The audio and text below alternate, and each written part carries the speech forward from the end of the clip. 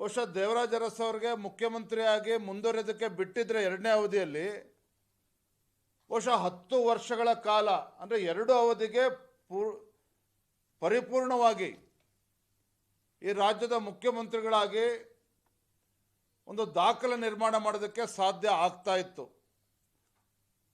ಆದರೆ ಅವರಿಗೆ ಅಪಮಾನ ಮಾಡಿ ಮುಖ್ಯಮಂತ್ರಿ ಸ್ಥಾನದಿಂದ ಕೆಳಗಿಳಿಸಿ ಕಾಂಗ್ರೆಸ್ ಪಕ್ಷದಿಂದ ಉಚ್ಚಾಟನೆ ಮಾಡಿರ್ತಕ್ಕಂಥದ್ದು ಇದೇ ಶ್ರೀಮತಿ ಇಂದಿರಾ ಗಾಂಧಿ ಅವರೇ. ಯಾವ ಶ್ರೀಮತಿ ಇಂದಿರಾ ಗಾಂಧಿ ಅವರಿಗೆ ರಾಜಕೀಯ ಮರುಜನ್ಮವನ್ನು ನೀಡಿದಂಥವರು ಇದೇ ದೇವರಾಜ ಅರಸರವರು. ಚುನಾವಣೆಯಲ್ಲಿ, ಲೋಕಸಭಾ ಚುನಾವಣೆಯಲ್ಲಿ ಸೋತು ಹತಾಶರಾಗಿದ್ದಂಥ ಇಂದಿರಾ ಗಾಂಧಿ ಅವರಿಗೆ ಇದೇ ಕರ್ನಾಟಕದ ಚಿಕ್ಕಮಗಳೂರು ಲೋಕಸಭಾ ಕ್ಷೇತ್ರ ನನ್ನ ಪ್ರಕಾರ ಡಿ.ಬಿ. ಚಂದ್ರೇಗೌಡರು ರಾಜೀನಾಮೆ ಕೊಡಿಸಿ ಆ ಕ್ಷೇತ್ರದಿಂದ ಚುನಾವಣೆಯಲ್ಲಿ ಗೆಲ್ಲಿಸ್ಕೊಡ್ತಾರೆ ದೇವರಾಜ ಅರಸರವರು.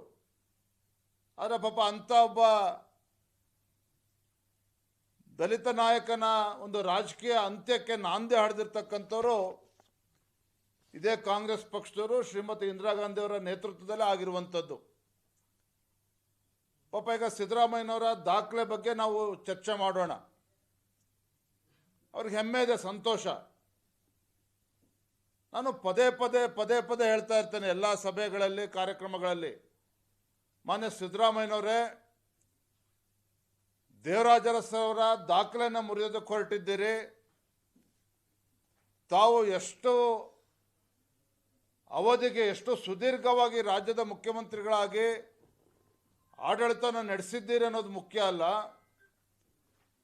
ತಮ್ಮ ಆಡಳಿತ ಅವಧಿಯಲ್ಲಿ ರಾಜ್ಯಕ್ಕೆ ನೀಡಿರುವಂತಹ ಕೊಡುಗೆಗಳು ಏನು, ಇದನ್ನ ರಾಜ್ಯದ ಜನರ ಮುಂದೆ ಬಿಚ್ಚಿಡಬೇಕಾಗ್ತದೆ. ಸಿದ್ದರಾಮಯ್ಯನವರು ಮುಖ್ಯಮಂತ್ರಿಗಳಾಗಿ ಇಷ್ಟೊಂದು ಸುದೀರ್ಘ ಅವಧಿಗೆ ಆಡಳಿತ ನಡೆಸಿದ್ದೀರಿ ಅಂತ ಹೇಳ್ತಾ ಇದ್ದೀರಲ್ಲ, ಈ ರಾಜ್ಯದ ಕೊಡುಗೆ ಏನು ನೀಡಿದ್ದೀರಿ ಅನ್ನೋದನ್ನು ಇವತ್ತು ರಾಜ್ಯದ ಜನ ಇವತ್ತು ಪ್ರಶ್ನೆ ಮಾಡ್ತಾ ಇದ್ದಾರೆ.